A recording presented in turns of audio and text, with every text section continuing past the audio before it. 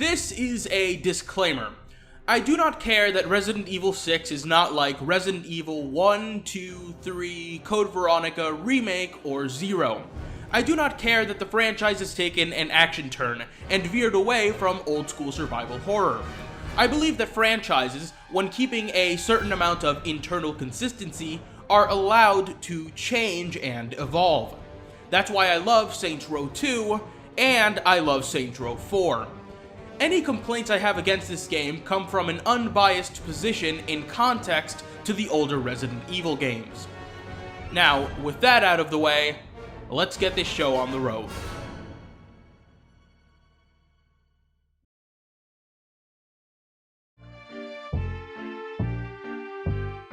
They say that those who do not learn from history are doomed to repeat it, and from the 3 years I've been reviewing bad games, I can certainly say that they are right.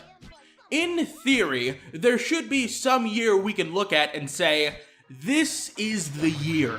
This is the year that games have evolved and been fine-tuned enough that bad games shouldn't exist anymore, because the people making them should have learned from past example.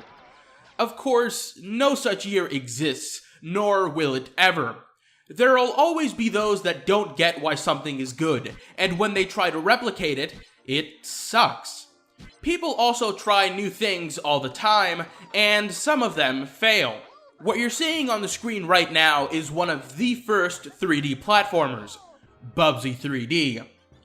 You know, over 1 million people have now seen me call this the worst game of all time, over the likes of Ride to Hell Retribution and Daikatana for the Nintendo 64. And I always get comments saying that games like Big Rigs or Action 52 deserve that spot. I obviously disagree, but why? Why do I think this abomination of a game is more deserving of the worst game ever title instead of many of the other games I had on my top 20 list? When it's all said and done, it comes down to basic game design and how that impacts the overall experience of playing a game, and whether or not the game was really in a state to be released to begin with. Bubsy 3D, within the context of a 3D platformer, with its tank controls, horrendous camera, lack of camera control, amateur platform design, totally incompetent and horrible level design, and graphics that make it literally impossible to differentiate safe zone from hazard, really makes playing it torture. So much so that even playing 10 minutes of this game sends me into a violent frenzy. I'm fucking pissed just thinking about this game. But there is a point to all of this. Bubsy 3D is my worst game of all time because it's incomprehensibly shit and it was actually finished. To me, a game that is poorly designed and finished will always be worse than a game that is broken and unfinished. Big Rigs and Action 52 falling into that latter category. Now, this is the way I grade all games, because they, in consideration to their respective genre, all abide by a basic set of laws of game design, and it's when you misunderstand those laws, or flat out betray them, that you get a bad game. And with that, by the end of this video, you'll see just why I think that Resident Evil 6 is one of the worst games I've ever played. Because of how potentially complex, long, and convoluted a complete dissection and analysis of all this game's elements could be, we're going to be splitting this review up into a few parts. For the first time in Games I Fucking Hate history, we'll first be talking about the good in the game, because there is some of it and it deserves to be mentioned. Afterwards, we'll talk about how too much content works to this game's detriment, and then we will fully dive into how fucking terribly designed this game is. Look at this!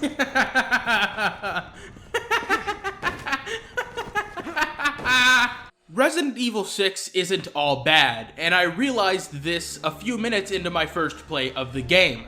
Because if there's anything I can call great in Resident Evil 6, it's not that. It's the cutscenes.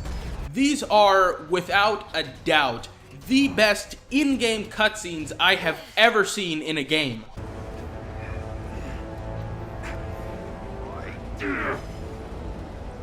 What would happen if I...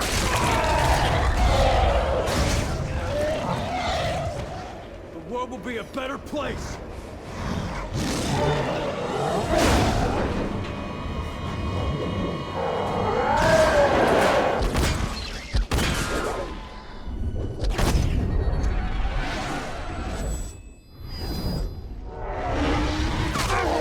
While the editing is Hollywood-esque and the pseudo-camera work isn't the best, the depth of field, lighting, and shot composition are incredible.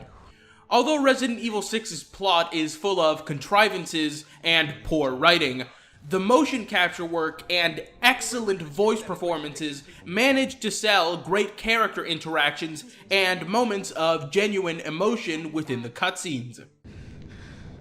Chris, we need to stay calm. After what she's done to us, how many of our men are dead because of that bitch? I'm right there with you, Captain. But your personal vendetta isn't gonna get us anywhere. If you hadn't been blinded by vengeance, we could have prevented some of those deaths. Shut up. Your father's actions have nothing to do with you. Yeah, but his blood does. It's the whole reason why we're even here. I mean, come on. You really think that crazy doesn't run in the family? That nothing of who my father was didn't somehow get passed on down to me? You of all people should know that's true. I'm just saying. The man that I am, things that I've done, at least it all makes a little bit more sense now.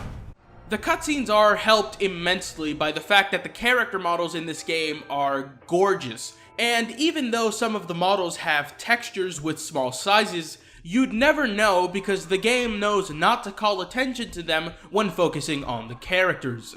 With the models and cutscenes looking so fantastic, you'd think that Resident Evil 6 wouldn't have the best of frame rates, but you'd be wrong. This game is very well optimized on PC, to the point where I could run the game at max settings, be recording both video and audio, and not have a single frame drop.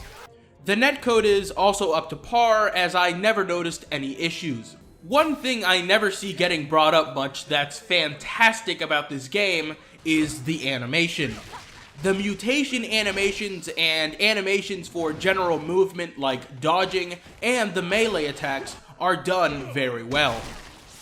Finally, despite all the criticisms I have of this game, the Mercenaries and the Mercenaries No Mercy, due to being free of 80% of this game's bullshit, are decent game modes. In fact, playing Mercenaries was the only fun I had playing this game at all, so it's definitely deserving of a mention here.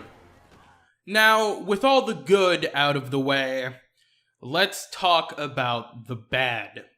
Resident Evil 6 has a serious problem with the amount of content it offers, and this is what ends up killing the game dead, because it doesn't have the ability to master the elements necessary for most of its content to actually be fucking fun. This game is divided into 4 campaigns. Each campaign has 5 chapters.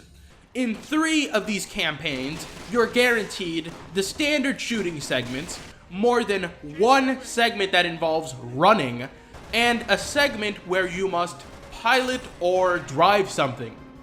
In 2 of these campaigns, you're guaranteed more than 1 segment where you must use stealth, segments where you must solve puzzles, and segments where you must fight a boss more than 3 times. And in 1 of these campaigns, you become a sniper and an Olympic swimmer. Right there, that's 6 different mechanics, all of which have had entire games dedicated to them individually, and Resident Evil 6 has seriously tried implementing all of them into a game that is, at most, 25 hours long. And we're not even close to being done. This game also has a skill system fist-fucked into it, hidden items, a very robust melee system, co-op so you can force your friends to suffer with you like I did, and... oh no. Oh my god.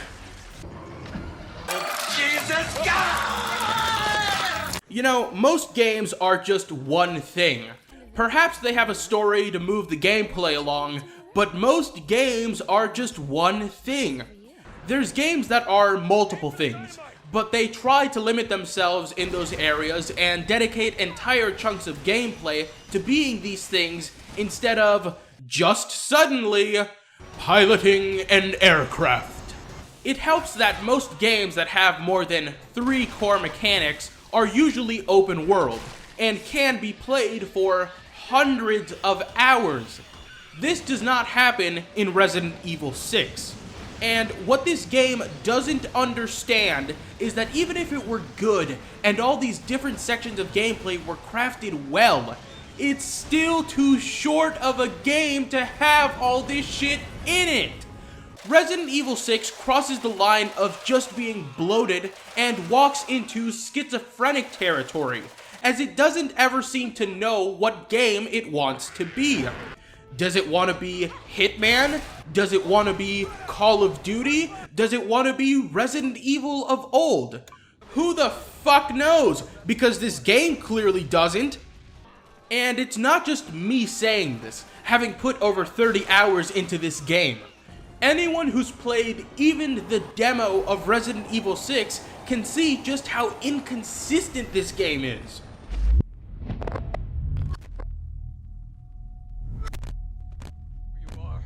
So, unlike a lot of people here, I didn't buy Resident Evil 6. I played the demo, though, and I played it with my friend.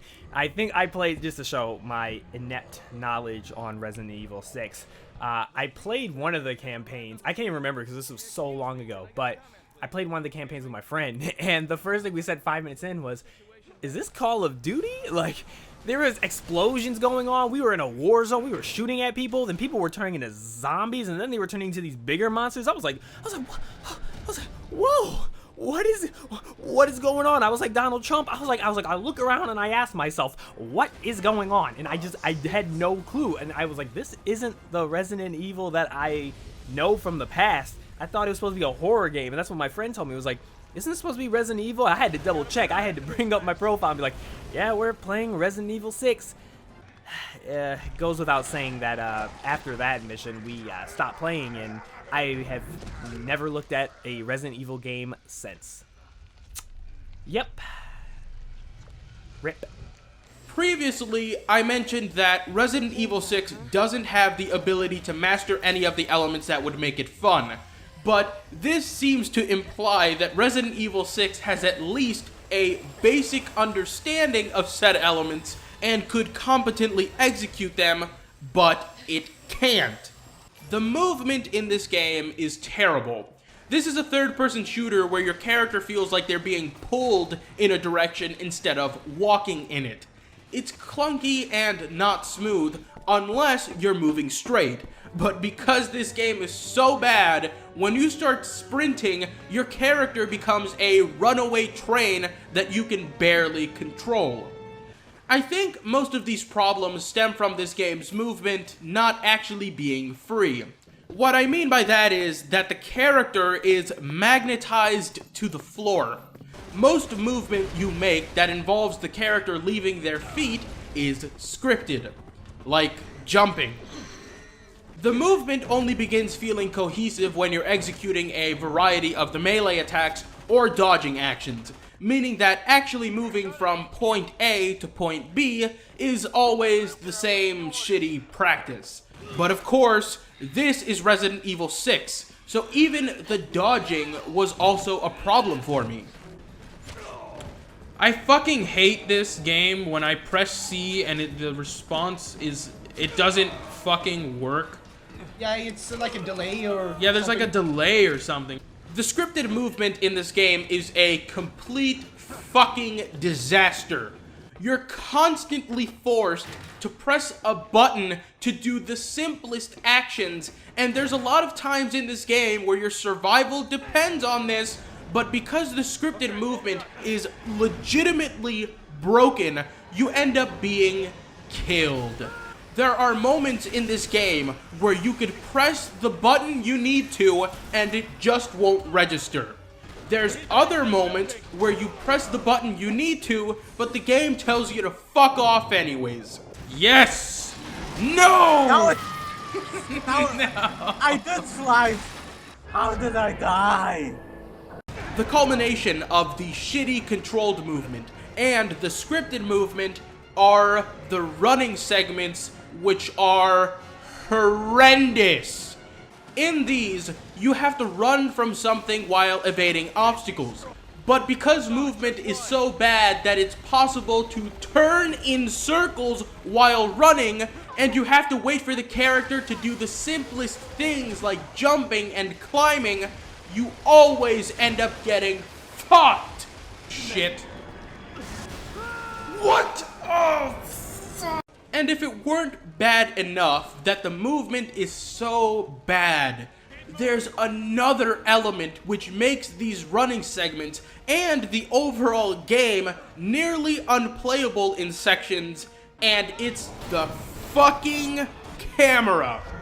I mean, I don't even know if I can explain how fucking bad this is because it's so nonsensical. The game takes control of the camera in some areas, so it's at a fixed angle. The problems here are that the player movement doesn't adjust to the camera movement, and you can't see shit! Man, the camera Oh my god! What the fuck? Oh my god! What the fuck? The final things that make this game fundamentally flawed to me are the HUD and inventory system. Because this game cannot even be bothered to follow basic UI design, the HUD is totally indiscernible at first glance. This is how it goes. This is your health. This is your stamina. This is not how many bullets you have left in your gun. This is how many bullets you have left, period. And this is the number of healing items you have in your storage case. It's not all bad, but health and stamina are not as properly accentuated and differentiated as they should be. And putting a counter next to your ammo that is not the actual amount of bullets you have left in your gun is asinine. The inventory system in Resident Evil 6 is garbage. You have to scroll by item one by one, and there's an entirely different scroll wheel for healing items and grenades, which makes navigating the thing a pain in the ass and very hectic when you're in combat because, of course, this game does not pause when you're browsing your inventory. I think this is due to the co-op partner and the developers not wanting the other person to also pause while you browse inventory, but this issue plagues even the single player with an AI partner. Speaking of co-op, you can't share items in this game between yourself and your friend, because that would actually be good, and we can't have any of that in this game. Seriously, what was the thought process here? What I find the most outrageous is that when you remove an item from the inventory, it gets obliterated. You can't drop it and pick it back up to rearrange inventory. You can't drop it and give it to a friend. It ceases to exist. I guess we're not gonna need 5 remote bombs, so. Why does it demolish it rather than just drop it? Exactly, that's the thing. Like, you can't drop items in this game. It just kills it from your inventory. For whatever reason, Resident Evil 6 was really proud of its driving segments. So there's a lot of them in this game. Let me tell you right now, this game has the worst driving I have ever seen in a video game. To put this into perspective, it is seriously easier to maneuver the trucks in big rigs than it is to control any of the vehicles here. I can barely control the thing. Hold on. Oh my god, this is so terrible. This is so bad. The thing controls like it's moving on ice. The car? Yeah, like if you see it from where I am, it looks like it's moving on ice. It feels horrible right now. Oh fuck, what the fuck? Oh, what the? What the fuck is this? Oh no, oh. What is this shit? I'm dead. Either the fucking things barely move when you try to steer them, or they move like they're driving on ice. Just like the player movement, the movement of the vehicle seems to be entirely magnetized, meaning that momentum is non-existent. Turning and accelerating is horrible beyond belief and almost impossible to do. The motorcycle was the fucking worst. Man, this is the worst driving. I mean, I can... The stealth segments in Resident Evil 6 are comically bad, and the game pushes for them as if they were something decent, with them appearing both in the Jake and Sherry campaign and the Ada campaign. The developers must have gone to the Rogue Warrior school of stealth mechanics, where you can make as much noise as you want running up to a person, kill them in some ridiculous fashion that makes even more noise, and then continue using stealth like no one heard anything. Rock and roll, motherfuckers, rock and roll. Although their footsteps are quite loud, maybe you could have made the case that since Jake and Sherry weren't wearing shoes, it'd make them harder to hear if they're running up to you.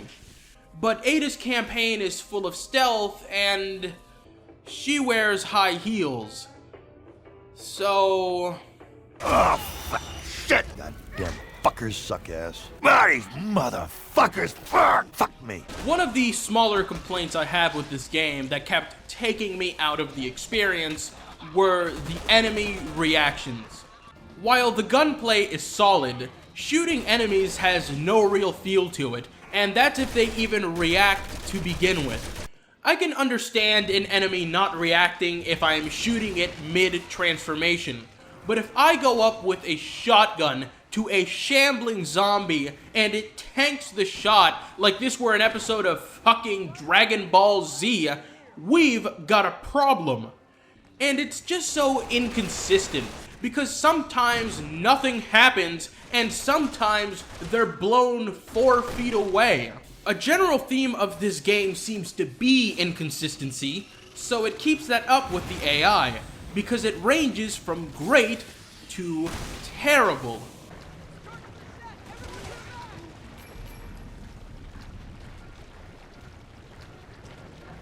Are they gonna get out of the way? Yet nobody moves. Yeah, nobody moved. What the? It's like Pierce is like, everybody move, and they're just standing there.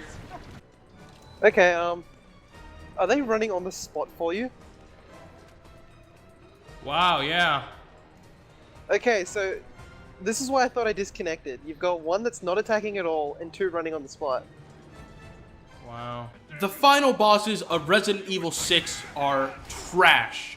For the Leon and Helena campaign, you fight Simmons, who transforms various times. They have the balls to stuff a random turret segment into one of these because it's not enough that you're fighting a gigantic T-Rex monster with a helicopter aiding you. There had to be a turret segment and then a big explosion. Simmons also serves as the final boss for the Ada campaign, and he's not good there either. In the Jake and Sherry campaign, you fight Eustanak, who has been hunting you down the entire campaign. So after being attacked with a giant drill and being thrown off a plane, the final confrontation between these two and Eustanak is a fist fight and then a crawling segment. The final boss for Chris and Piers, who my friend Ash appropriately named Fetus, is perhaps the worst final boss I've ever encountered.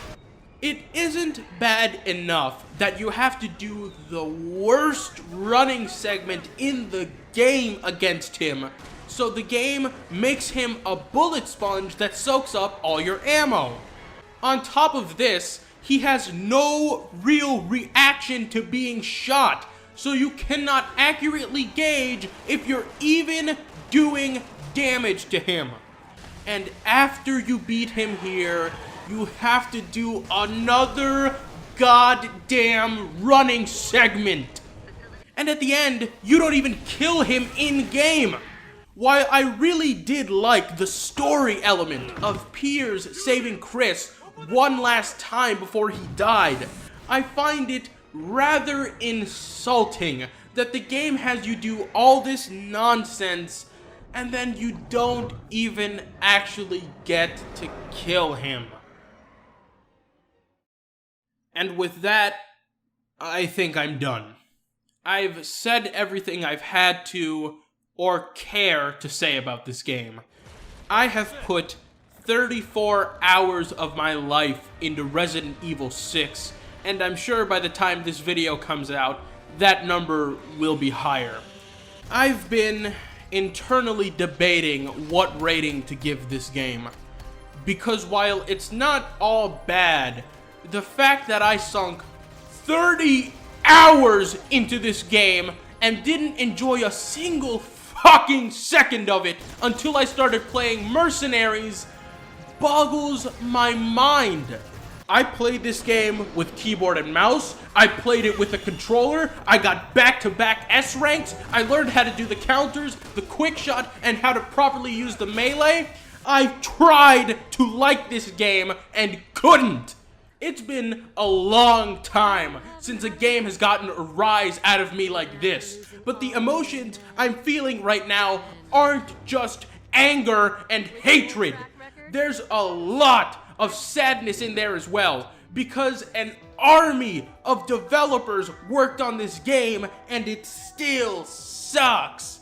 600 people worked on Resident Evil 6, and none of this matters now because Capcom considers the game a failure.